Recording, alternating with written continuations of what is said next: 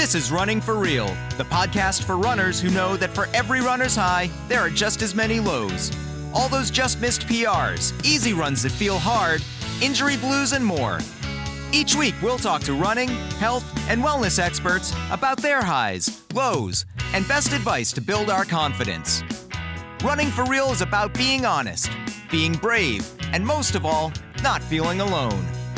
And now here's our host, who thinks the ideal hug lasts at least 30 seconds. Tina Muir. Hello, my friends, and welcome to episode 106 of the Running for Real podcast. Thank you so much for joining me today on this special episode.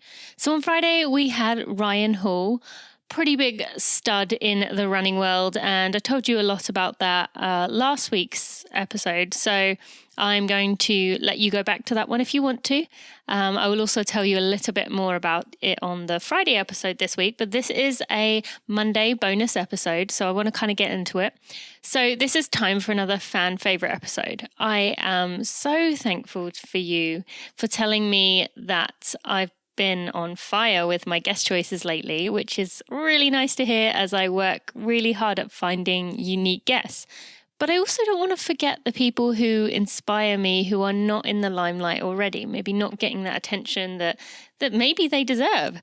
This is going to be the third Superstars episode. And if you're a new listener and have not heard of these before and are wondering what is a superstar, well, firstly, you need to go to tinamuir.com/superstars to come join us. You can also search for Superstars on Facebook. It is a free Facebook group where you can come meet other listeners of this podcast, runners just like you and I, and friends. Seriously, this is the best place on the internet. I kid you not. And I'm not just saying that because it's my group. The comments, the kind words, the support for one another, it's unlike anything you will ever find. And you don't even have to take my word for it. You will hear that from the members I am interviewing in this episode. So yes, we have this group, a wonderful place. You can contribute as much or as little as you like. But one thing I will say actually to you listening right now, that you, yes, you, do have something to contribute. I often talk to people who are in the group and they say they're afraid to join in the conversation, or they don't want to join in the conversation because they feel like no one will really care what they have to say. They have nothing to contribute. It's nothing special. But here's the thing. They do want to hear from you. Everyone wants to learn from you. You do have something special and amazing and important to share. So do it. Be brave, share, say hello, let us know that you're here. Join in with the conversations. You will love it, and add your thoughts as much as you are comfortable with. We do appreciate them, and I know everyone else will enjoy getting to know you as well. So again, we have this group. Sorry, I keep getting off topic. We have the group, and every few months, I like to take a few moments to allow us to get to know some of the community members. Now, I don't have a pick of these people. I leave it to you, who you would like to get to know more about. So today, we have 6 mini interviews with 6 members of the group who you're going to love. So today, we're going to hear from Mark Sekelsky, Liz Ansley, Mary-Beth Schreck, Kate Mroz-Weinstein, Richard Osborne, and my podcast editor, as well as fellow superstar, Jeremy Noessell. So after a word from our friends at Body Health, we will be right to the episode. Boston Marathon is a month away. How am I already a month from a marathon? That's kind of scary. You know what's taking the edge off though? Knowing that I have Body Health in my corner to help me recover through these final weeks of the grind and get me ready for race day. Body Health Perfect Amino contains all the essential amino acids to help me recover faster. I've been taking it for years, and you can too, and you can use it in your training as well. Code TINA10 will get you 10% off at bodyhealth.com. Mark, or should I say Bubbles, because that's the word that comes to mind when I think of you. Welcome to the Running for Real podcast. Thanks, Tina. Yeah, we just were at the time of this recording, we're also just talking about the nickname Bubbles in the Superstars group, as a matter of fact. Were we? Did I see that? I can't remember. Was it David, I think, that brought it up? So there was a question about nicknames. I said, I don't really have a nickname, and he came in. I said, you'll always be Bubbles to me. And I think Eddie pulled up the video because everything on the internet is there forever. Oh, yeah. So that was brought it all back. I'm sure plenty of people looking and saying, what the heck is this? Because that went back to the very, very early days. Yes. So I will put a link to for anyone in the show notes with more information about what we mean by bubbles. This video Mark made. It's hilarious. Literally will have you just creasing over laughing. We all were, and it's just amazing. But yes, Mark, tell us, who is Mark other than being the guy who can say bubbles with a serious tone of voice? Yep. So I can do bubbles with a serious tone of voice. So I look at myself as just a guy. I'm married. I've got kids. I've got grandkids. And so let me tell you, for those of you who aren't on to grandkids yet, and probably some people aren't on the kids yet, grandkids are really great because you get to leave. Not that I ever wanted to leave my kids, but being grandparents is different. And you've learned so much more about being a parent with them the second time around that you just have a whole different attitude and stuff with them. And of course, I'm also a runner and a race walker as well. I started with race walking. I was doing race walking for almost exclusive for maybe 20 years before I ever ran. So sometimes when people will ask me how long you've been running, I'm not sure how to answer because 20 years of doing the walking, but that's not running. But really only been mostly running since 2010 or so. But it's probably pretty competitive what you were doing. So I would say in some ways that's actually, counts almost more if you were competing, and taking it seriously. So yeah, I was doing races and whatnot. I was, nowhere near as fast as what the people are fast. But you're right, it's still all aerobic work. And people will ask, and I say, training for race walking is not that different than training for running. You have long walks, you have tempo walks, you do speed. It's really the same thing. It's just race walking instead of running. Well, on that note, I wanted to ask you about that. So you officiate it now, and I'd love for you to give us a bit of insight into that for those who do not know about kind of the rules behind race walking, in particular the one big one that kind of catches people off guard and is the heartbreak one. So tell us a bit about what officiating race walking is and what some of the rules are around that. Yeah, so race walking has rules, and people will talk about, well, that's just silly. Why don't they run? They shouldn't have those rules. Well, there's rules in every single track and field event. There's rules in everything. So race walking is not any different than anything else. But the two specific rules that you're really looking for in judging, and of course there are others, are the knee must be straight from the time your foot contacts the ground in front of you until after it moves underneath your hip. After that, it can bend. In fact, it has to bend after that. You're not going to be able to propel yourself forward. And the other one is lifting. And lifting simply means that you must have one foot on the ground to the naked eye at all times. So if you're in the elite level, so people in the Olympics and the World Championships, they're very rarely going to have an issue with a bent knee. What they're going to get calls on are lifting, getting a foot off the ground because they are so fast.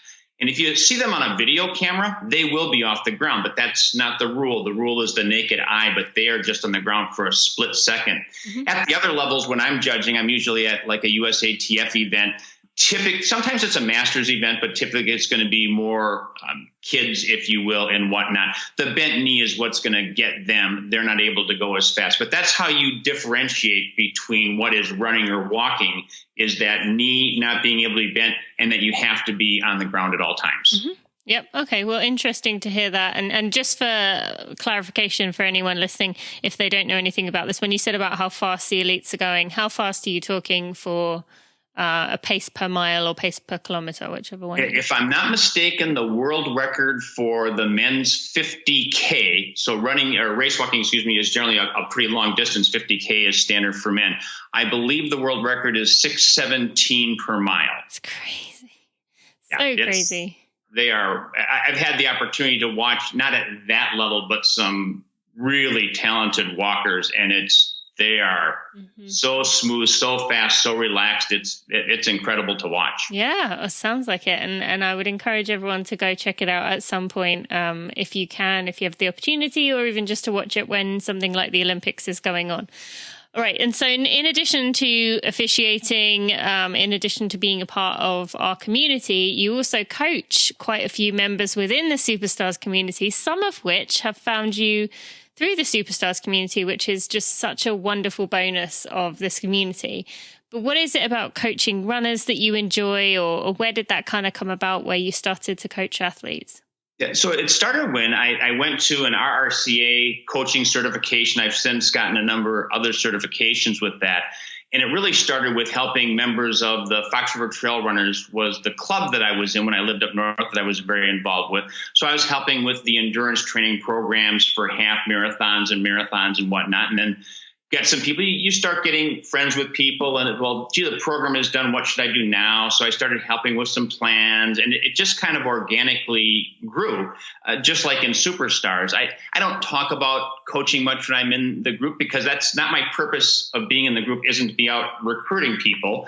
But it came up once, and that led to starting to coach somebody who would talk to other people and just get more through that. But, I love the coaching. I tell you, when somebody has a bad race, I feel for it every bit as much as they feel for it. And when they have a great race, they get all the credit. Because I always say, I write things on a piece of paper, metaphorically. They're the ones who have to do all the work. But as great as it is for me to have a good race and get a PR, it's even more rewarding to feel like you've played a part in helping somebody else accomplish something that they've been striving to do, whether it be their very first 5K in some cases, or maybe getting a BQ. So there's a lot of rewards, but there's every bit as much of the tears involved when people aren't having a good race or things aren't going well, just like it would be for me. I feel that with the other people as well. And for someone listening who maybe thinks, well, I don't need a coach because I'm not fast enough for a coach, I know you're going to have a good response here. What would you say? So I would tell you they're probably wrong, but it depends upon what they want. When I do talk to people, I tell them that, coaching's not for everybody. Some people really like the structure that coaching brings and that degree of accountability. They're more likely to get out the door because coach is watching. I've got to go get my run done. But other people hate that. They find it's like they're wearing wrist bracelets or something, or ankle bracelets, and they don't want to really react to that. But I have probably I don't want to say slowest, because there really isn't slow and fast. There's the pace that you have, but probably the person I have whose pace would be the slowest is doing a 5K in about a little under an hour. All the way up to people that are doing, I think the fastest one is just under 18 minutes and everything in between. So it's really not about your pace or speed or what you want to do. It's, do you want to get better? Do you want somebody to help you get better? I have a coach. I use a coach, and people say, well, why don't you just write your own plans? I said, well, first of all, I'd kill myself. I would run myself into the ground because I'm not very objective about myself, but I'm objective about other people. Well, my coach is objective about me. And then I also don't want to have to think about what I have to do. I want to just be able to go out and do it. So if you're looking for somebody to do that thinking for you, you like that little bit of accountability, then I would say they're wrong if they think that they can't benefit from a coach. And it doesn't matter what level they're at. It's really about what they want to do. Okay, great. Thank you. That's really helpful. And hopefully people will kind of take that to heart, that it's not necessarily about the speed, but it's about kind of knowing yourself and knowing what is best for you. All right. So what does the Running for Real Superstars community mean to you? I know you are a member of quite a few other running communities, but what is kind of unique, or do you enjoy the most about this one? I think what's unique about it is what a wonderful group it is that I can't recall a single time I saw anything that anybody posted that was even remotely negative. There's a lot of people looking for help, but nobody's ever negative about that. Nobody pays any attention to what people's paces are or what their race times are. It's just a group of people that love running. They love to help other people. People can ask whatever they want. Somebody's going to get in and respond. There's no fear. I think people post things without fear. It's just a great group of really friendly, caring people. And when you're in there, you don't have to worry about seeing posts about political things and everything else going on. And I guess that's another good part. It's worldwide, because you also look and see that you have posts from all around the world. It's not just the United States, but everybody has something in common. They're all runners, and they all want to bond together and help each other. Yeah. I love that part too. That's one of my favorite things about it. Well, great. Thank you so much. And thank you for your contribution to the community, because you definitely give a lot of helpful advice to especially the newer runners, but just everyone in general. So thanks for your part in that, Mark. But you're welcome. Thank you. Just to wrap up here, what is a running for real moment for you would like to share? Okay, so a while back, my wife noticed in the local paper that there was a young girl about 11 or 12 years old that had been diagnosed with celiac disease. I happen to have celiac disease, and she was working with her parents to put on a 5K to raise money for research into celiac. So I thought, well, I need to go and do this race because I have celiac, et cetera, et cetera. So we get to the race, and it's a very small race. There couldn't be maybe 50 to 75 people in this race, and the vast majority of them are kids that this girl Alex knows from school. So they're all, 12 and 13 years old. So we're up at the start, and we take off, and as kids are prone to do, they all take off like crazy. They're flying and sprinting. I thought, yeah, this won't last very long. And of course, they're all falling down along the side, except Alex, the girl who's putting on the race. She's really flying. I was having a good race. I ran just a little bit over 20 minutes in that race. That's like a 6:25, 6:30 mile. And I didn't catch her until right around the turn. It was an out and back course. And I thought, wow, she's really fast. She's really hanging on. Well, we made the turn and she kind of fell in behind me. And I remember thinking, I think I'm drafting her. I think she's letting me pull her along, but because she just stayed right on my heels. And it became pretty evident to me at that point that one of us was probably going to be third in the race, and right now it's going to be me. And I'm thinking, well, I can't be third in Alex's race. So what I need to do is be magnanimous. And as we get towards the finish, I got to act like I just can't hold on. And hopefully she can, and she can pass me, and she can be third in her race. Well, I didn't need to be magnanimous because after about a half a mile or so to go, this little 12-year-old girl just dusted me and took off. And quite handily beat me, and she was about half my height. So you actually think that you couldn't have beaten her even if you wanted to? Yeah, well, let me tell you, I was giving it my all to at least be on her tail for that final kick, but I was not going to catch her. I think she ran 20:01 or 19:59 because she's 12 years old. Wow. And she just flew, so it was... I was very happy for her, but it's like, okay, I guess I don't have to be this nice guy that's going to let her win. She's taking care of that herself. Well, well done for you for being the nice guy that was going to let her get there either way. But it's kind of nice that she did it without having to make you feel like you were doing her a favor. So that is a cool moment, definitely a running for real moment. And Mark, thank you so much for joining me today and for just letting us get to know you a little bit more. I encourage everyone in the group to follow along and get to know Mark a little bit more. And also you have a YouTube channel, which I would encourage people to check out. I will put a link in the show notes. And thank you so much, Mark. Okay, thanks, Tina. Liz, thank you so much for joining me on the Running for Real podcast. I am really excited to get to chat to you. It's so nice to put a voice to a face, and I know the other community members will be feeling the same way. So welcome to the show. I'm so excited to talk to you, Tina, and really tickled to be asked to do this. Oh, of course. You are much loved within the Superstars community and kind of known for being like the nicest person ever. Like when I think about the people that are supportive within the community, you are one of the first people that come to mind. And anyone who is in the community, I'm sure you've seen Liz. If you are thinking about joining the community, you will soon get to know Liz. So thank you on behalf of everyone else for just being so sweet. But I want everyone else to hear, as you're so invested in our accomplishments and things that we're doing, tell us, who is Liz Ansley? Liz Ansley is a wife, a mother, a grandmother, pretty unaccomplished person in a lot of senses. I'm a college dropout. I've been an administrative assistant as far as the work that I do for many years.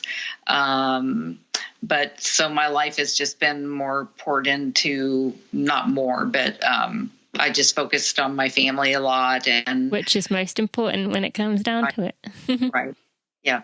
And I love that. And, you know, you say that you're not that accomplished. I don't think, as much as emphasis is focused on education nowadays, there's so much more to life. And, we hear over and over about how people that, work themselves to the bone are the people that end up kind of regretting things, whereas those who put their family first absolutely end up, feeling the most fulfilled. So you've done the right thing. And actually, I sometimes question myself with how much emphasis I put on work and being successful. So in some ways, I'm kind of jealous that you have been able to do that from the start. And I'm sure many of our listeners, look up to that about you as well.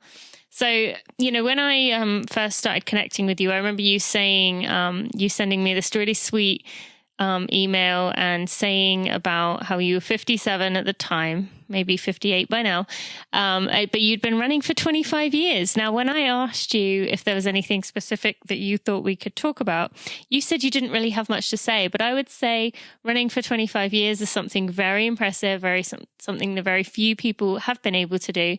So tell us about, maybe a few things that have been, instrumental in your running journey, or even just what's allowed you to get to 25 years of running continuously.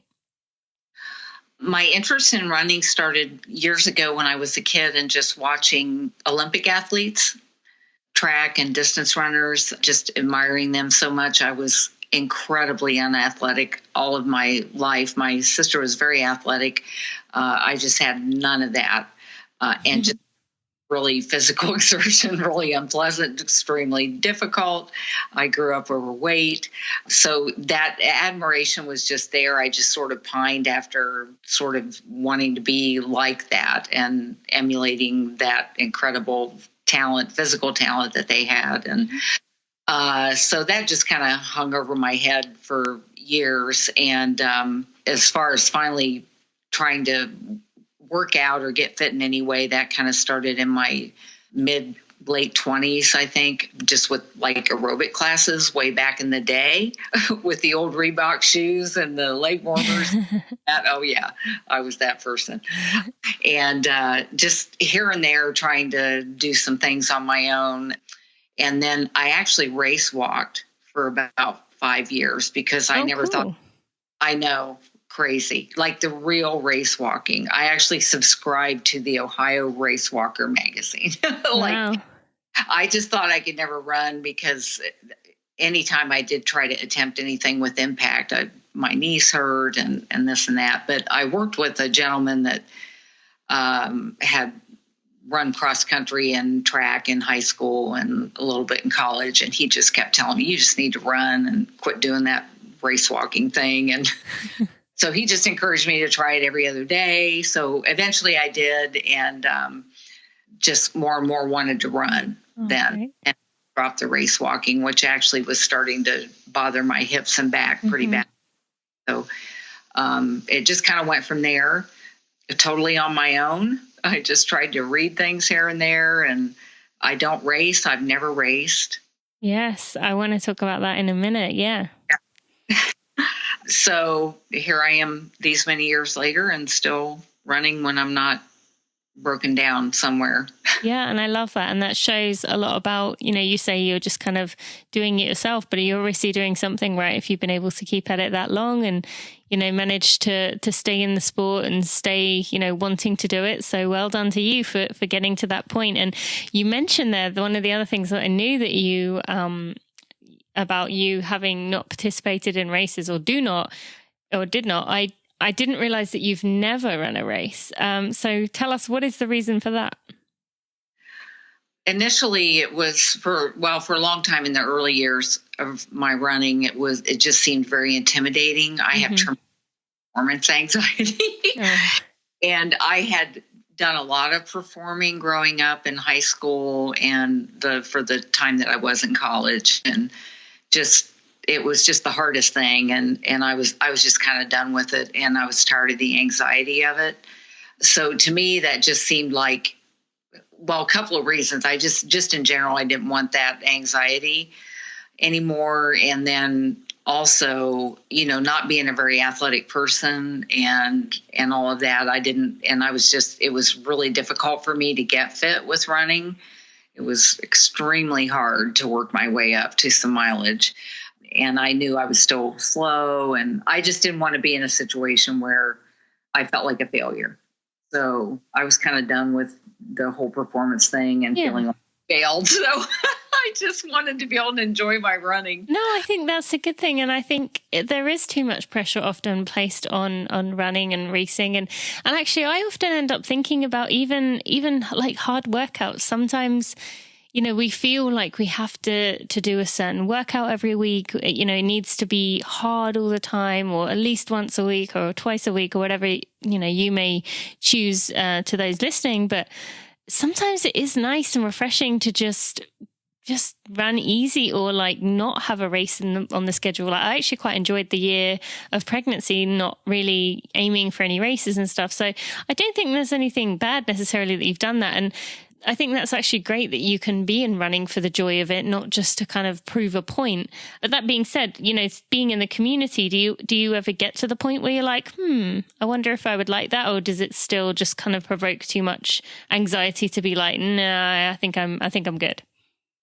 No, there are definitely times where I think, it would probably be fun to do that. But then I think, no, I'm good. So when I think through all the rest of it to the end, I just think, no, I'm okay not doing it. That is fair enough. Well, thank you for sharing that with us. And Liz, what does the Running for Real Superstars community mean to you? I would love to hear this from your perspective. Oh, my goodness. It's incredibly supportive. I think support might be the key word, and the love in that community and the encouragement. I mean, I found a whole new level of motivation with my running, and just in the kind of person that I want to be every day by engaging with the tremendous group.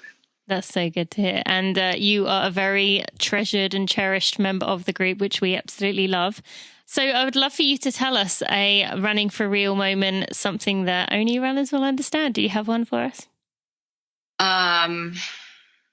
There are so many. I don't know where to start. I won't give you all the bathroom stories. We've had plenty of those. I guess, one just run that has always stuck in my mind, that you have some really awful ones that are just the experience of it ended up yuck.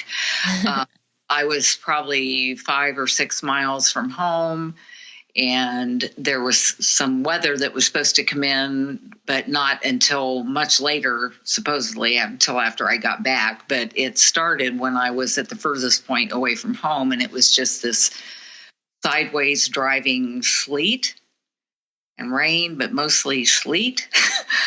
And I was not dressed for it at all. No hat, I had nothing, and had no, I didn't have a cell phone at that time.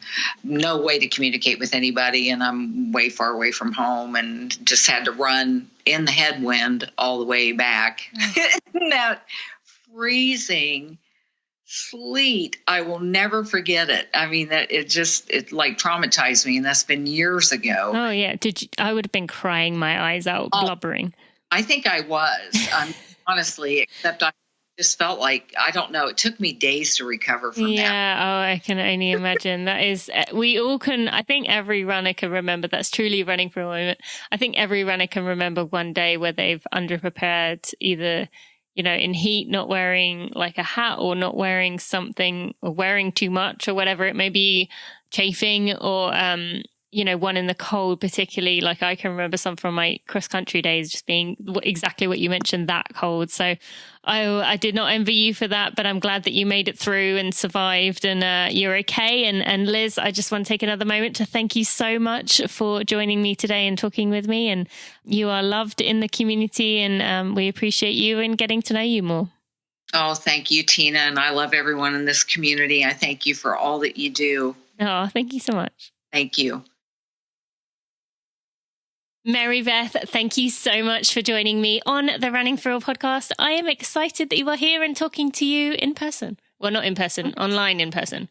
I'm excited as well. Thank you. Yeah, this is going to be really fun. And I bet when I just said in person, people were like, what? You went to Alaska? Because that is where Mary-Beth lives, for those of you who don't know. But I think most people within the Superstars community already know that, because you're our resident. Is it an Alaskian? What is the term? I guess Alaskan. Alaskan. Okay. You're a resident Alaskan. And firstly, my question to you is, for those who don't know, or maybe those who do know, tell us, who is Mary-Beth? Well, I was born in New Jersey, actually, which I think there are several New Jersey superstars. Kind of worked my way around the country after college and ended up in Alaska. I've wanted to live in Alaska as long as I can remember. Oh, so this was like where you, like, destination where you wanted to live? Yes. Okay. I have no idea what the original poll was, but I knew this is where I wanted to go. So I got here in 2010 and I have no plans to leave. And been enjoying it ever since. So cool. I'm a meteorologist here. I'm actually a sea ice analyst. So I get to look at satellite images of where the sea ice is and how thick it is and where it's moving and things like that. So this is a complete personal question. Side note. So sea ice analyst, how bad is it? As bad as it seems for melting? Yeah, it's a good question. It's definitely changed over the years. The last few years, it seems like, we've had lower lows and it's not as thick and stable as it used to be. So there are definitely changes going on. And it seems like it's magnified near the poles. So we're seeing it a lot up here. Oh, no, that's so sad. I was hoping you were going to be like, no, it's just the media. Oh, well, okay. All right. Well, that's my sadness for the evening. But tell us about running in Alaska. Is running something you see a lot of people do? I mean, you've mentioned to me about, it's not snowshoeing, is it? What's the word? Where you run with the dogs or you messaged me about it. What dog was it? mushing? Yes. And you messaged me about, having someone on the podcast, and I have chased her up, and spoiler alert for listeners, that will be some point in the future, an episode we do. Is that the main thing people do, or is it running? Tell us about running in Alaska. Well, there seems to be a very big running community here. Cool. Yeah, I'm actually surprised that as far as I know, I'm the only superstar in Alaska, and I'm wearing my Running for Real hat and shirt around and hoping to get some more people interested. But I don't think so far that's happened. But well, maybe one day you'll have someone from the mainland USA come over there, and they'll be like, "Hey, I know that would be awesome." Yeah. There's a big running community all times of the year. Dog mushing it's the state sport, so lots of people are into that. And there are quite a few dog mushers who are runners as well. So I guess that makes sense. Kind of like the skiing, the people that used to do skiing races kind of tend to be people that end up as runners. But that's good to know. All right. And another thing I wanted to ask you about, or have you talk about, Mary-Beth, is I've always really admired you within our community as someone who's kind of been the person who's not afraid to be vulnerable and kind of say the things that others are thinking, but maybe, just feeling uncomfortable about saying. And that usually revolves around people who feel like they're not running far enough to be real runners, or they don't look like real runners. And you've always kind of asked the questions that everyone else wants to know. And I really admire that about you. And so just before we get on to kind of your running journey and how you're training for, or focusing on 5Ks and 10Ks more than, marathons and the distances we usually hear people talking about, I would love for you to kind of give a message to those people who are nervous and feel like they aren't a real runner, because I just have loved the attitude you've taken towards it. Oh gosh, I've never been, I don't know how to even phrase it. I've always enjoyed running. And it actually really frustrates me that I feel like I need to convince others that I'm a runner, especially in person. But in my heart, I understand that I'm a runner. And I guess also other people around me, when they say I'm not a runner, or I'm just a back of the pack, or I'm just a slow runner, and slow is so relative. Mm-hmm. And I feel like if I say I'm slow, then there's going to be somebody slower than me that's now going to feel even slower because I just made myself, tried to make a statement about what slow is, mm-hmm. and that isn't right or wrong. So I've done several races around here and in other places, and I'm always surprised by how many comments I get especially, toward the end and after a race, when people will say, you were really consistent.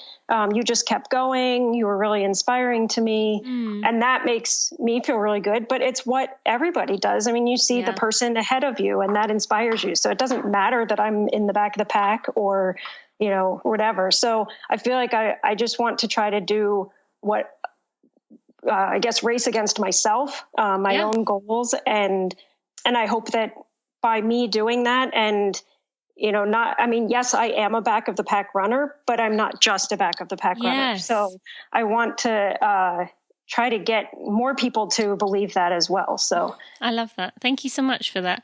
And then, I mentioned a minute ago that you tend to race more 5Ks and 10Ks, which I love. And what would you say to someone listening who maybe feels like, they're feeling that pressure, like, oh, I need to run half marathons or marathons because, everyone's doing that. What are some of the good things about doing 5Ks and 10Ks?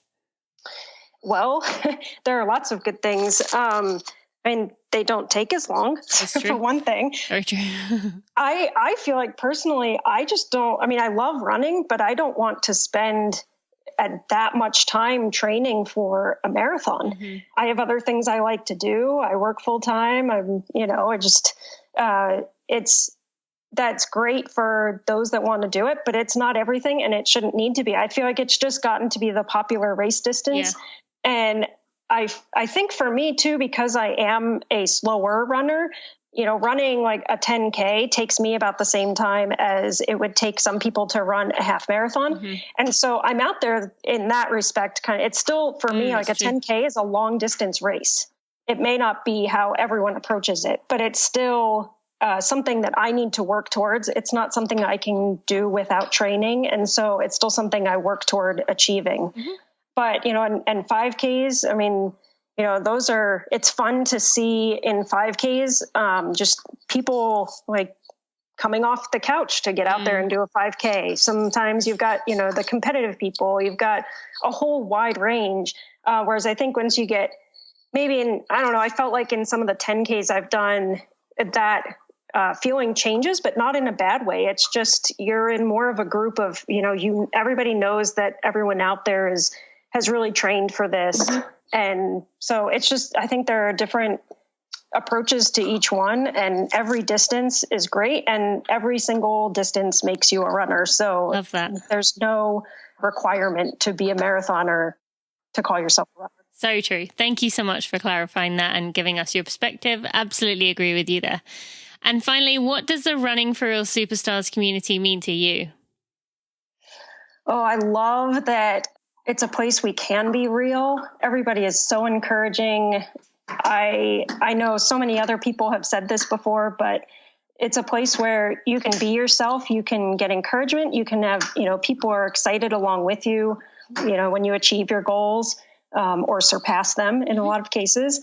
And, there's so many great personalities, and the fact that I can connect with, because I'm not really connected with a running group here in Alaska.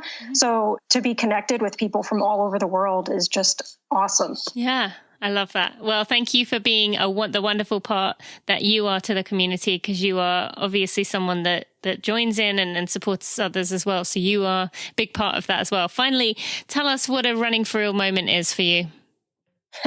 Well, I've had my moments with encountering wildlife over the years and, been attacked by birds and things like that. But recently I was running and there was, we have moose that are just roaming around the city. And in general, they stay away from you, give them their space. That's fine. I came across one. I was doing an out and back run. I came across one and it was in a spot I could get around it. So I went around it, and a lot of times they'll move on before you even get back.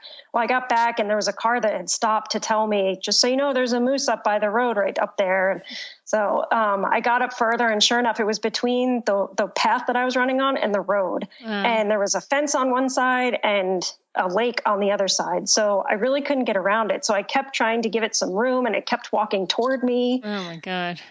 And so eventually, I it moved off. I was able to get around it. And I thought, all right, now this is like a quarter mile from my car. I'm so close. I'm on my way back to the car and I see there's a second moose. So at that point, it was about, 5 degrees Fahrenheit or so. So I thankfully that day had decided to keep my phone as close to my body as I could so that it would stay warm. And I called a friend and she was able to come get me because there was no way to get around it. No. Yeah. Well, that's truly a running for real moment and truly a Alaska for real moment. So thank you for sharing that. Well, Mary-Beth, thank you so much for sharing part of your life with us, letting us get to know you a little bit more, and just for being who you are. We love you and we're so excited to be a part of your journey. So thank you so much. Thank you. It's an honor to be part of this. Friends, when you are in the middle of a marathon training slog, or any other training slog for that matter, you know when you feel just so damn exhausted, you don't know if you're going to make it to race day, let alone through the race, and you might just go curl up on the side of a road to take a nap. Yeah, I don't just remember those days, I feel them too, especially on the long runs. They are kicking my butt, but I don't know how I even used to make it through 24-mile long runs. One year, I even did a 17-minute 5K in the middle. Makes me exhausted even thinking about it.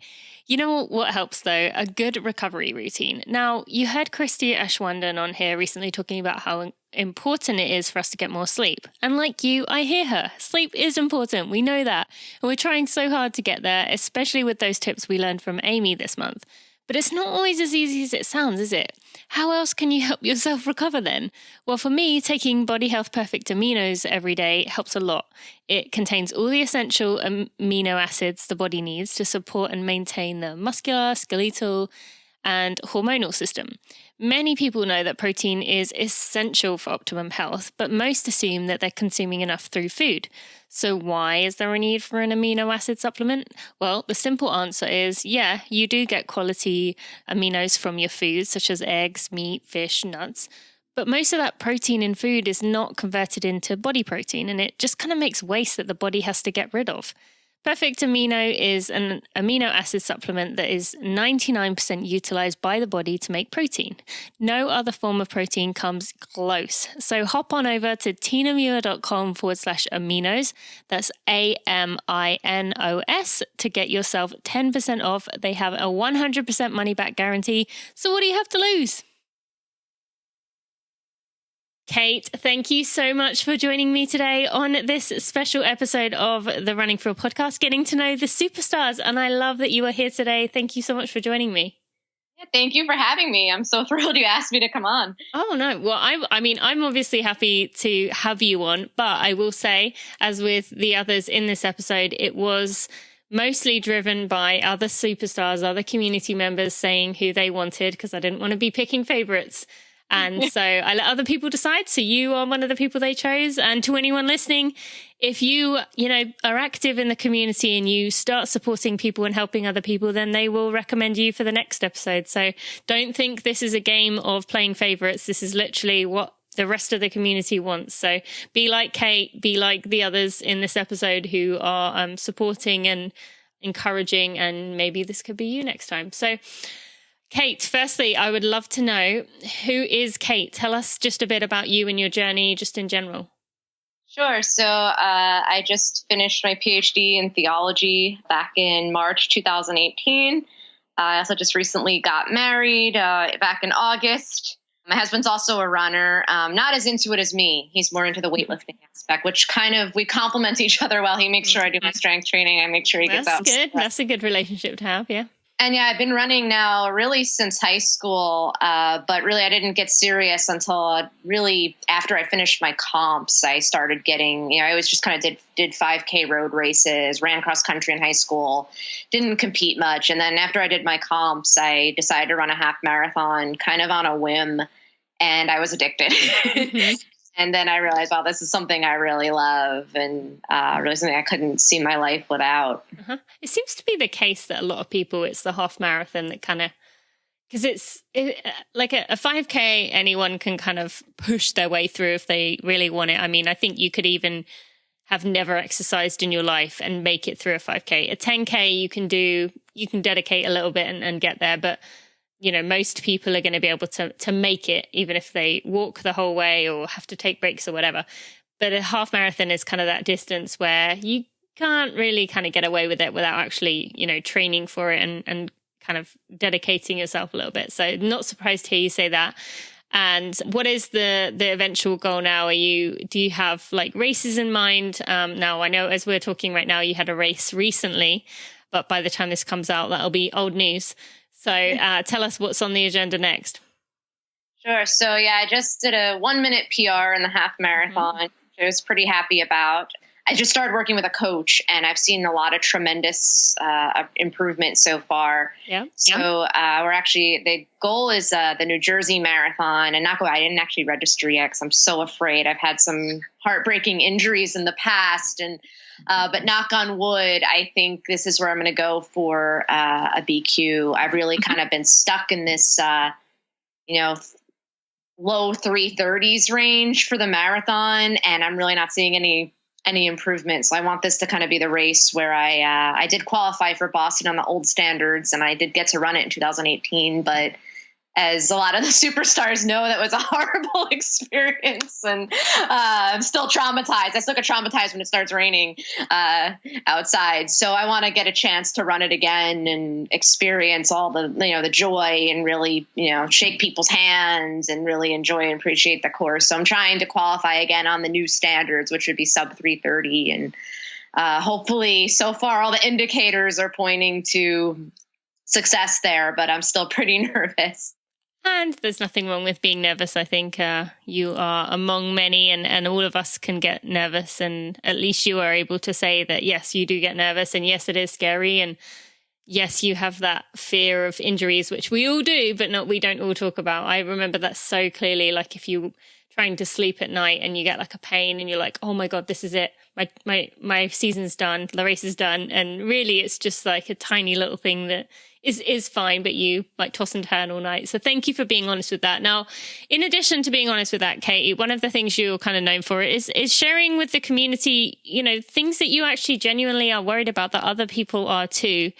And, it can be something that is quite scary to do, but you've been brave enough to do so. And I think most of the superstars know that you have, struggled with an eating disorder in the past, which it's now been 10 years, which is wonderful. Congratulations for, overcoming that. But that being said, you, with something like an eating disorder, people might often think that you can just kind of get over it and then it's gone forever. And that you just need to work your way through that and then you are done with anxiety. But maybe tell us a bit about why that's not the case and then how running kind of comes into that. Like, does it help you to kind of be a stress relief thing, especially during stressful times, like when you mentioned you were doing your PhD and you were getting married, around the same time. So tell us about that.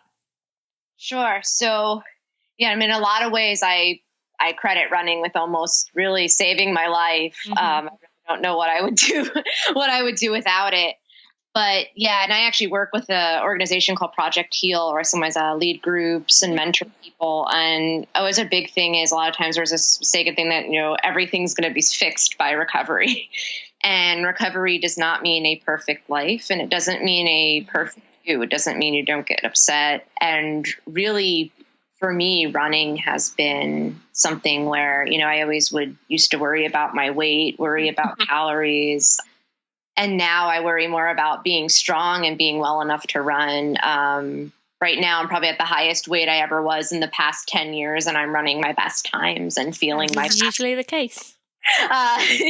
And also just being able to say, really just to be able to say no to unhealthy influences, even with hiring a coach. And thankfully my coach has been amazing, but I always a picking person to say, I'm not going. If you tell me I can't have a cupcake or you tell me that I have to drop 10 pounds, this is not going to work because nothing is worth compromising my health. But that's not an easy thing. And I, unfortunately, I never relapsed into my eating disorder, but during my PhD, went through a very, very serious depression to the point even my advisor was worried about me, telling me, you need to sleep, you need to really just worried I wasn't going to finish. And feeling like a loser, looking for a job is like really, really difficult. And running just gives me something else to focus on. Even just doing this half marathon, I just had some job interviews. A lot of people think, oh, shouldn't you be sleeping? And it's like, no, because having to eat before the race, focus on my race nutrition, my pacing plan, all those things are something other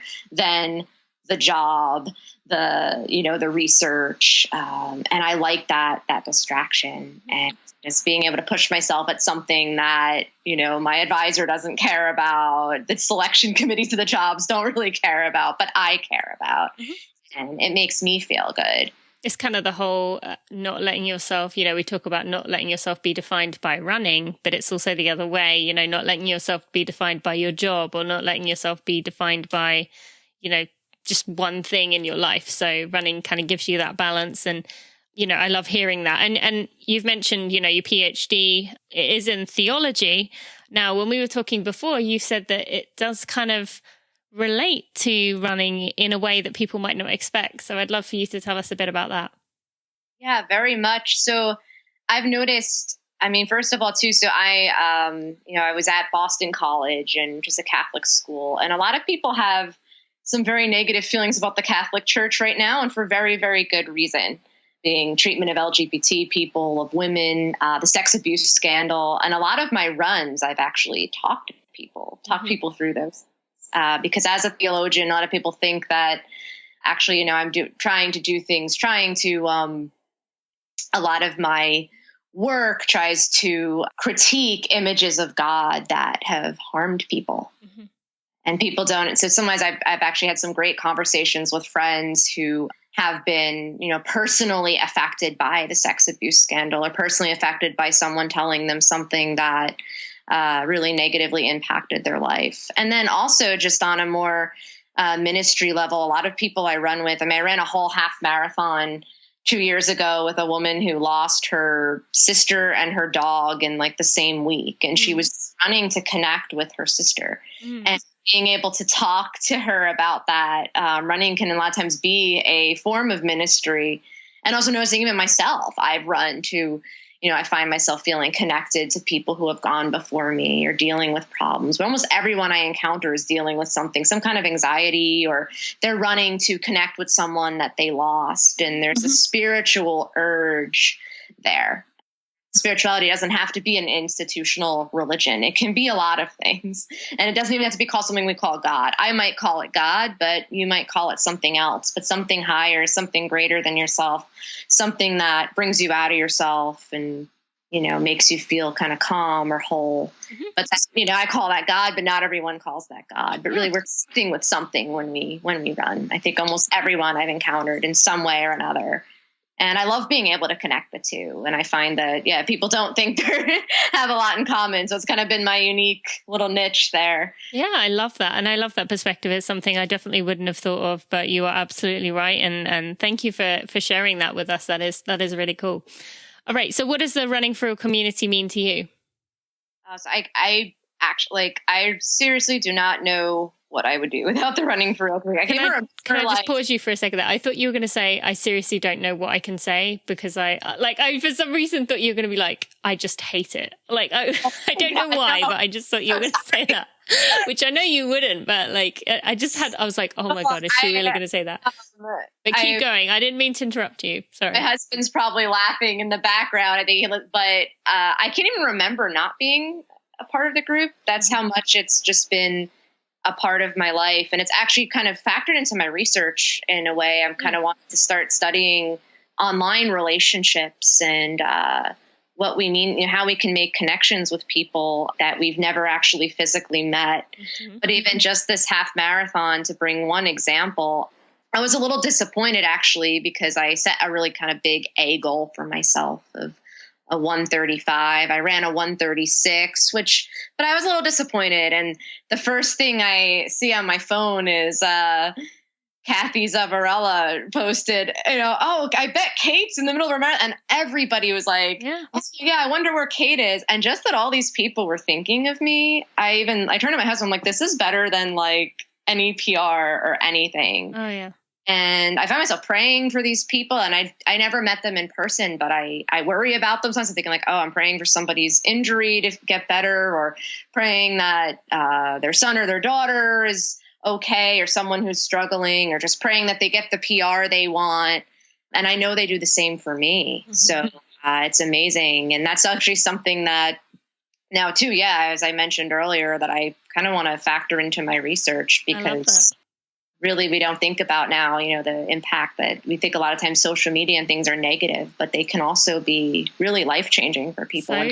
So true. Well, that's cool. And you will have to keep us updated on that, because I would love to hear more, and I'm sure everyone else would. Now, finally, to finish off, tell us about a running thrill moment for you. So this is actually pretty fun. So my first ever marathon, I really didn't know what I was doing. This is really stupid. I ate a banana, which please do not eat more than a banana if you're going to run a marathon. I didn't know what I was doing. I had no watch. I didn't even really have a training plan. I just sort of like, I'm going to run a marathon. And I did, I did long runs and stuff, but I did kind of set the scene. I was like, I think I want to qualify for Boston, and I'm just going to go out with the pace group and see what happens. And if I don't reach it, I'm okay with that. I know it's my first. I really don't have a big time goal. And I ended up actually sticking with the 3:30 pacer for a very, very long time. And then around mile 20, I learned that you need to start taking goo before mile 13. Another lesson, anyone who's listening, take your goos, take your gels before mile 13. You need them before then. I really hit the wall bad mile 20. I lost the pacer. I thought, I had no watch on me. So I was like, this is over.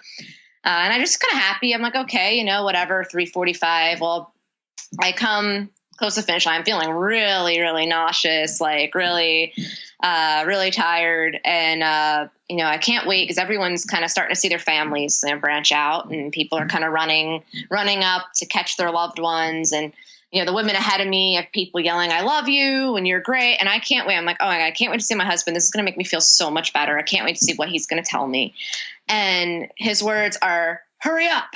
And he just comes up and he's like, hurry up. And I don't want to use profanity on this show in case people's trying. I know you have a young child now, so I'm not going to. But the words I wanted to say to him were not happy birthday, not very nice. I was kind of like, why is he telling me to hurry up? And then I noticed it was a 3:33 on the clock. And even though it wouldn't have been enough to make the cutoff, and I had to run another race to actually get into this, I did BQ by like a minute and a half, and it was thanks to my husband. But I did curse him out for a little bit. Could have used some different words to motivate you there. Yeah. Sometimes, that tough love is what you need. And also just all the mistakes I made. I constantly now I'm telling people, I feel like sometimes I'm being like their mother or something, but I'm like, you got to eat more than a banana. Yeah. Well, pretty impressive that you managed to do that, with those mistakes. So well done. You obviously have an exciting future ahead of you with that. All right, Kate. Well, thank you so much for sharing parts of your life with us here, for letting us get to know you in the group, and just for being, someone who is courageous in sharing things that others are definitely experiencing but may not say. So thank you for all that you do on behalf of everyone listening. And thank you. Richard, thank you so much for joining me on this special episode of the Running for All podcast. I am really excited that you are here, and for everyone else to get to know you a bit more. So welcome. Thank you. This is going to be fun. And to start off with, I know the community certainly will have some things that will come to mind when they think of you. But for those who maybe aren't in the community yet, or who have just joined, tell us a bit about you. Who is Richard? So just in general in life, I would probably describe myself as kind of silly, stubborn, weird, kind of middle-aged guy that runs a little bit. That kind of covers most of the bases when it comes to me. Uh-huh. And you're just outside of Chicago, is that right? Yes. Okay. I remembered that from the meetup that you had with a group of people, which was fun to see. And have you been there your whole life, or is that somewhere you moved recently, or, later in life? No, I've lived kind of around the Chicago suburbs pretty much my whole life. Well, no, literally my whole life. Actually, I haven't lived anywhere but the Chicago area extended. I grew up in kind of the northwest suburbs, early, if to what degree it counts as a running experience. I was terrified of a starter's pistol at, my sister's indoor track meet in high school, which kind of put it into that sort of spectating. But, funny. Now I live in the western suburbs of Chicago. I can literally see the main running path out here right outside my window. The main running path as in? It's called the Illinois Prairie Path. Okay. Oh, I think I've run on that before. It's like along the railway? It's one of the biggest rail-to-trail conversion projects I think that ever happened. So, does it have like power lines and a railway next to it by any chance, or crossing it? That does cover most of it. Yes. Yeah. There's a train track to one side for a lot of it, and there's a line over your head for a good chunk of it too. So yeah. Okay. Cool. I remember doing a workout there once. So that's a nice place to be. I'm very jealous of you. All right. So what about running? How did running come into your journey? So my starting point with running is actually probably more as a supporter and spectator of my wife and her adventures. Is she in Superstars? She is not, although we will perhaps... what's her name? Bring her in, Mary. Mary, you better come join right now. I am sure that once she hears this, she will do so immediately and be not at all surprised by the strangeness that I bring to the world. But I started supporting her in her triathlon adventures and going down with her for a half marathon at Disney, which is a meaningful experience in your life, Tina. Mm-hmm. So my starting point for running is actually probably was watching her do the half marathon at Disney and following along a Jeff Galloway plan and thinking and seeing her do this and, bouncing around myself multiple spots, taking advantage of the monorail and thinking, well, she can do this. I can do this. And I also certainly don't, if she's going to be spending a lot of time around, these triathlon people who work out a lot, surely I cannot continue to be couch guy. Yeah. So I started running. And so that year did, a couple of 5Ks, the next year, a 10K, obviously none of this, in any way resembling fast, but who cares? The doing it is what matters. And then a half marathon. And at that point was sort of where some people run to lose weight. I lost weight in order to run more. And so I lost a fair amount of weight down to sort of the low 200s, which is sort of my happy zone. And that's kind of where I live now. Cool. And how long ago was it you started running? 2012. Okay.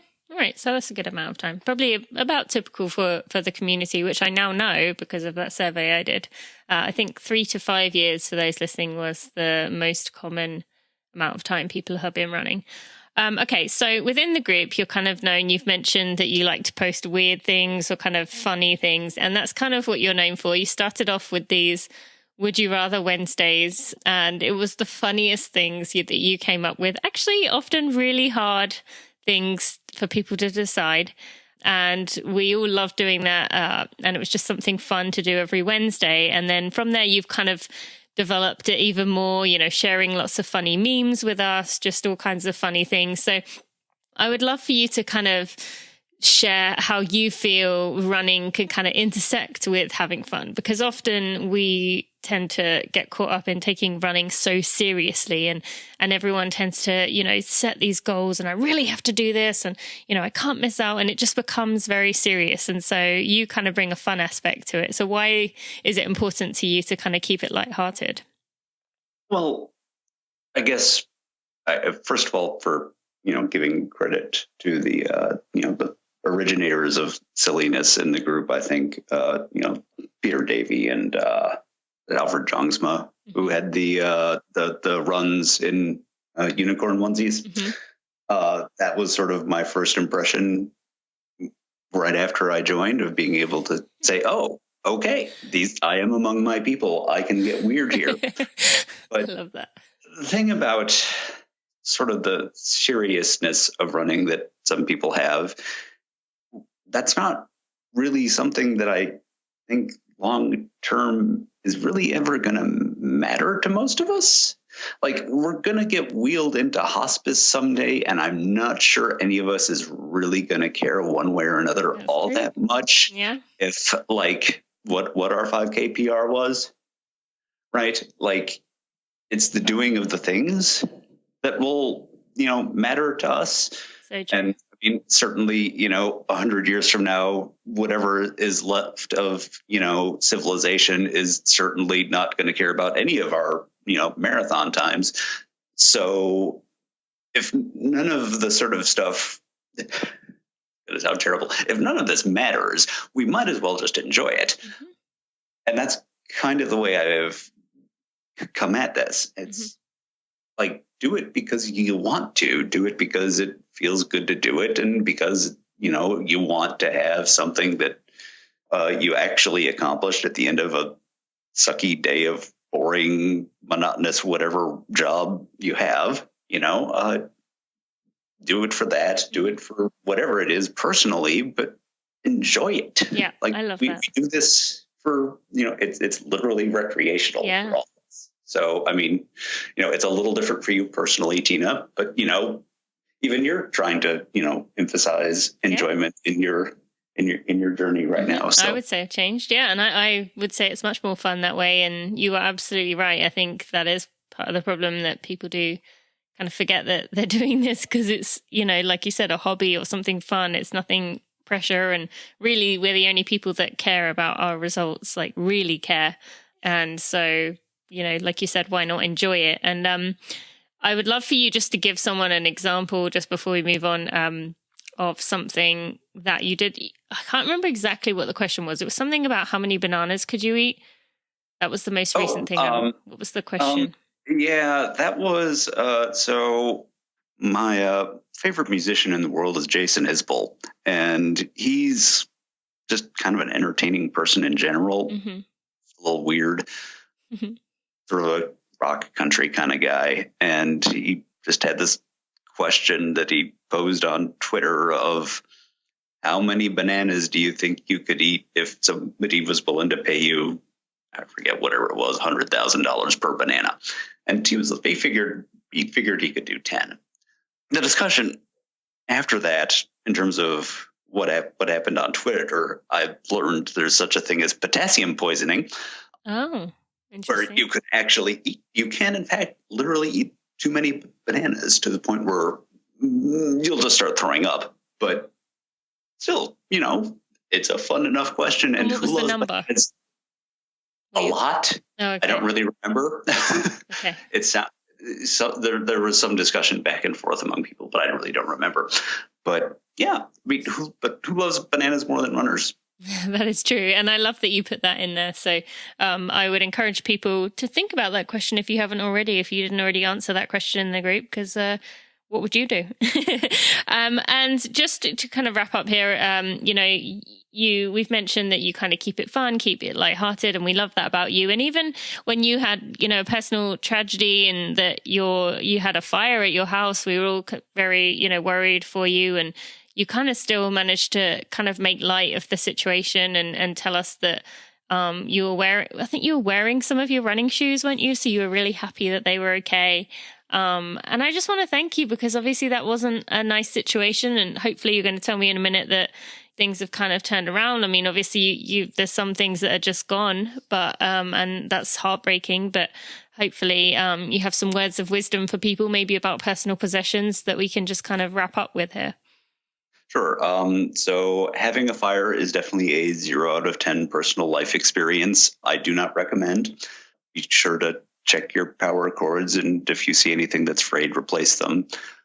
We were definitely really excited when we discovered a bunch of our workout clothes were in the laundry instead of in our bedroom getting incinerated with the rest of our clothes.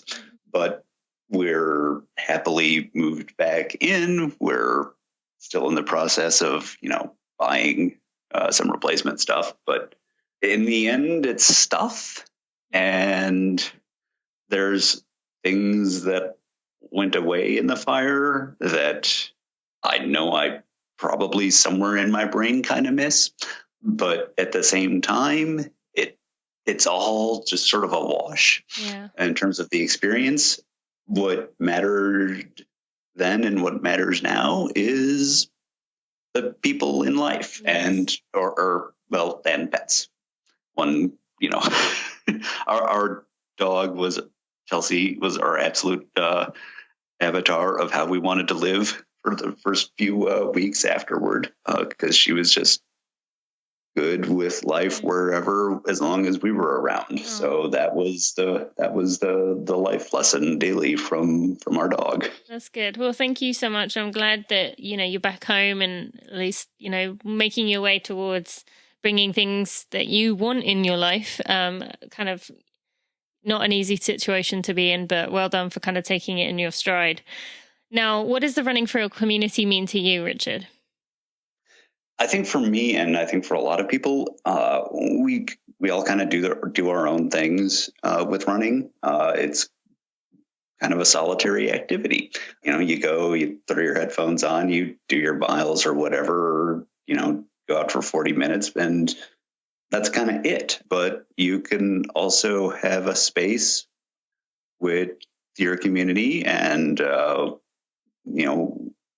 with the Chicago people that I talk to as well, that you can share how that run went, what your next race is, what the best thing about your day was. People talk about just life stuff. You could show up one day and people could be carrying on about how we're making pierogies. I mean, it's just life is shared, and the entryway for everybody is the running, but it's a space for everybody to be, and however they are, and so true, and just share. Love that. Yeah, well, thank you so much for sharing that. And finally, just to round up, what about a running for real moment for you? So when I was fairly sick last week, I had a moment where I was just going back, like the extent of movement in my life for a couple of days was just bed to couch. But I looked at my Garmin at one point and I realized that I had like 0 power, and I had a panic. Like I freaked out and was like desperate to find the cord and get it charged and plugged in, as if somehow I was going to and like I was like, oh my God, like as if I was gonna go do like 3 easy miles or something. But no, I was just panic stricken that my watch was almost out of energy when there was no way I was ever going to use it for anything. So that's my completely non-running. I love that. No, that's so perfect. And I bet everyone is somewhat resonating with that, because I could imagine us all being like that. Like you can't possibly allow your Garmin to kind of, die its death and let it just kind of run out. So thank you for sharing that. And Richard, thank you for sharing and letting us know a little bit more about you. You are a wonderful, treasured member of the community. And thank you for all that you do and all the joy that you bring us. Thank you. Jeremy, this feels really weird, but welcome to the Running for Real podcast. This means when you are editing my podcast, you're going to be editing yourself. So this is going to be really exciting. But thank you so much for being here. Oh, thank you for having me. This is awesome. This is going to be fun. And I would love to watch you kind of edit yourself. Are you going to do any extra, like the editing equivalent of airbrushing to your voice? Yes. Yep. And if I don't like anything I say, I will just re-record it and punch it back in. So it'll come out and people will be like, oh, Jeremy, I didn't know you did it. And I'll be like, huh? We didn't talk about that. And you'll be like talking about a completely different thing and I won't even realize. But anyway, for those who don't know, I've made it very clear that you are my editor of the Running for Real podcast. But for those who have never heard of you, never met you, maybe even aren't in Superstars yet, tell us, who is Jeremy Noessell?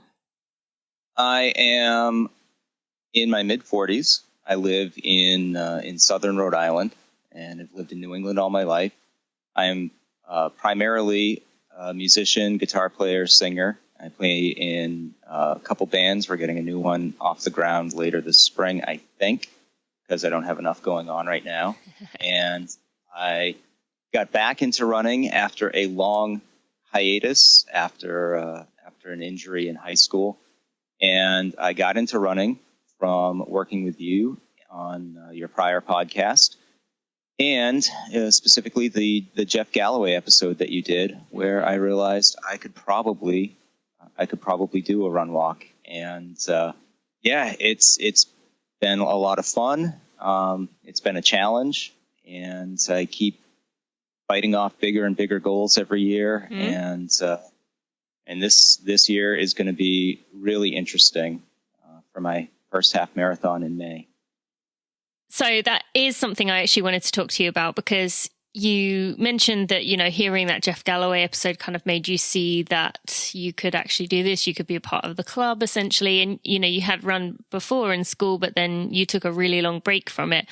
But moving up, you said this is going to be your first half marathon, which is a big step. And there's probably a lot of people listening who maybe are in that situation. They hear people talking about half marathons and marathons, and they are, 5K, 10K runners. What do you plan to what's the approach you plan to take? You've already mentioned how busy you are. How are you going to kind of fit it in and prioritize it as the race closes in? Oh man, I don't know. This is I knew it was going to be a challenge when I signed up for it last fall. And all I kept thinking was, I hope I don't get hurt or sick during training.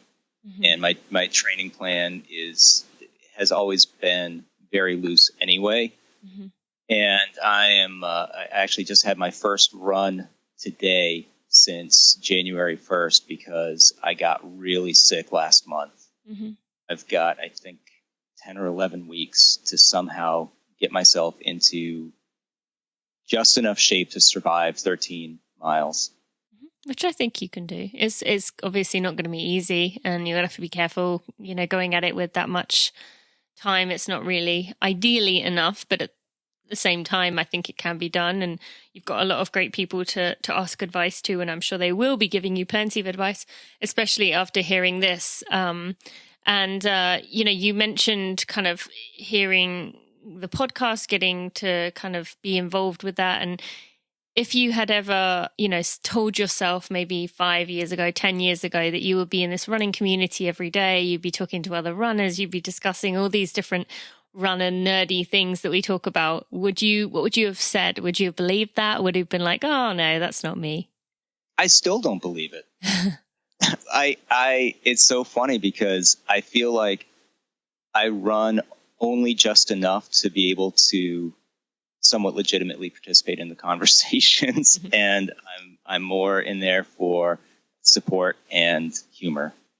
But I've been running, for not very long. So there's just a lot of stuff that I haven't personally experienced. There are a lot of other people who, can speak, more firsthand on certain things, whether it's injuries or recovery or race strategy. So it still baffles me. But that being said, I have the best time on the Superstars page. If the Superstars page was a physical place, I would move there in a heartbeat. It'd be in Friends, it'd be like the couch. It is. Like oh my Central God. Park. Oh my God, we've just started watching Friends again. So yes. What time around is this for Friends for you? I watched it in college when it was on real time. Mm-hmm. I didn't see every episode, but this is the first time that we're actually going through. Yeah, I think everyone does that at some point. It's quite fun to go back and actually watch it from the start and watch the whole thing together and watch them kind of change and grow just as we do, which is cool to see. And for those wondering, we mentioned about podcast editing. What the heck does podcast editing involve for someone listening? Because they might be thinking, well, what is there to do? You just record a conversation and then, maybe take some, if there's a dog barking in the background, take that out. That's probably what people think you do. So what does editing of a podcast involve? Because it's not just mine that you edit. You edit quite a few different different podcasts, and obviously there's plenty more popping up, so maybe more in the future. So tell us a bit more about it. Yeah, well, I can only speak on how I edit because I'm kind of self-taught as far as that goes. I never edited a podcast until I started working with you a couple years ago. Mm-hmm. But the first thing that I do is try to minimize any background noise and help the audio become more clear. I try to get the levels balanced. What does that mean? So that your voice is not louder or quieter than the guests. Mm-hmm. And sometimes I'm more successful than others. But it's getting the voices to sound clear, sound balanced. It's cutting out certain parts, just trying to clean it up. And my goal is to have the audio quality be as undistracting as possible. Mm-hmm. So I've heard some other podcast episodes, and there's been some that I haven't even been able to make it through an episode where I'm just like, the audio's, I can't listen to this. Mm-hmm. And it's too bad because people spend a lot of time preparing the content, lining up the guests, doing all this front end work. And if the audio is so bad that the listeners aren't paying attention to the content, then what's the point? So I just want to give like a really good experience to the listener.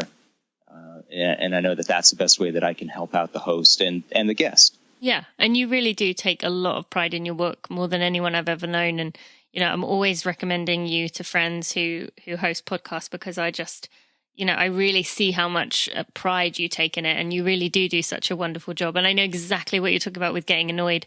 I remember there was one I was listening to with, what's the guy called? Jay Bear, I think is his name. He's a business guy. Some people listening will know who he is. But he's got like hundreds of thousands of followers. He's got this really big podcast.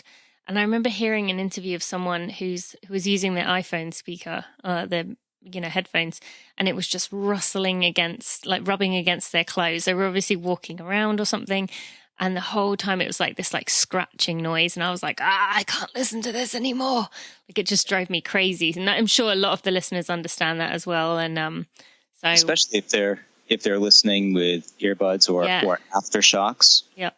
Yes. Very well put in there. We love our aftershocks here. So thank you for what you do on behalf of everyone listening, because we all appreciate the good sound that you are able to give us. Now, you mentioned just loving being in Superstars, hanging around in there, but what does the Running for Real community mean to you? It's so hard to describe. It's honestly it's the best group of people that I almost know. Mm-hmm. You do know, in a way. But I haven't met. You will meet soon, right? You're coming to Boston? I'm coming to Boston. You will meet some, yep. Yes, I'm very excited to qualify for Boston spectating. Love that. Yeah, I mean, there's a few people that I have met, but I was just looking yesterday. You've got like over 3,700 people in there. It's amazing, and just coming up on 2 years. But everyone is so supportive. They're so nice. It's everything I think that is good and pure about social media and none of the other stuff in there. I love that. That's so true. I agree. All right. And finally, tell us about a Running for Real moment you would like to share. I think I mentioned this on the Superstars page when it happened. So last fall, I did the Newport Bridge run. Mm-hmm. So I think it's a 2-mile bridge. And so the first mile of the actual bridge is all uphill, and then the second mile is all downhill. Mm-hmm. And the next day at work, I was at the office, and my calves were just like granite blocks. And so I started looking all over the office for something, and I went into the kitchen, and I found in the cabinet someone had an old glass jar from something. I don't even know why it would be there. I was like, this is perfect, and took it back to my desk, and I started rolling out my calves while I was sitting at my desk. Practical. I love that. I love that story when you shared it before, and I'm so glad that everyone else gets to hear it now. All the listeners who have not yet joined Superstars. So come join us and get to know Jeremy and all the others we have here in this episode.